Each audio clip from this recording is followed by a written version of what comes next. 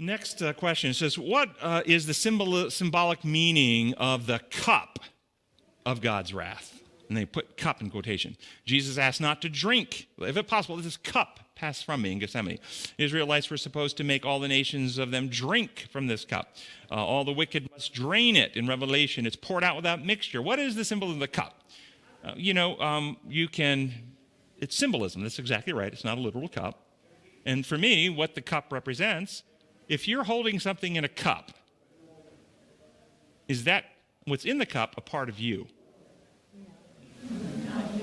So this wrath that's in the cup is actually not a part of God's character. He holds it, the cup of his wrath. His character is the character of love, of unity, of reconciliation, of oneness. But eventually, because of the way his government works, he gives people liberty to separate from him. So far, he has held that at bay.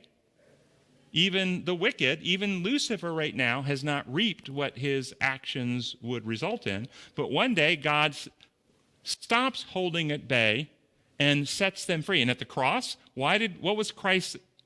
He drank from, or he partook of. Why did he get that? Why? Who chose for Christ to go through the cross? Lucifer didn't choose that. Lucifer would have loved for him to bail out and go home. Jesus did. He chose himself. He said to Peter, when Peter pulled out the sword, hey, put away your sword.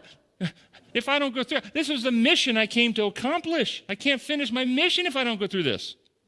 He did not go through the cross unwillingly like the two thieves.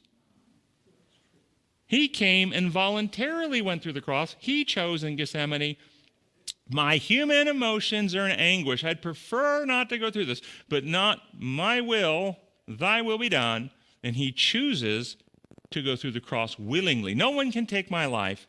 I lay it down freely. And Christ chose to drink that cup because it was the only avenue or means whereby God could save the species human and solidify his loyal intelligences in heaven. All things in heaven and earth are reconciled to Christ at the cross through the shedding of his blood. For, Colossians 1:20. And so that's what I think the cup represents. God's strange act. It's not part of who he is. He doesn't want to let anyone go. But when people choose the course, God sets them free to reap what they've chosen. Christ chose to go through that for our salvation. And remember, he couldn't die on the cross unless the source of life separated. That's why he stayed away from Lazarus for 3 days. If he'd have gone, Lazarus wouldn't have died. The only way Christ could have achieved the death on the cross was for the source of life, his Father, to actually disconnect and let him go. This was not a punishment on God's part. It was the joint cooperative effort of the Godhead to achieve the outcome for which they needed, which was in humanity to destroy the death-causing principle and restore the life-causing principle. And that's what was happening there. Okay.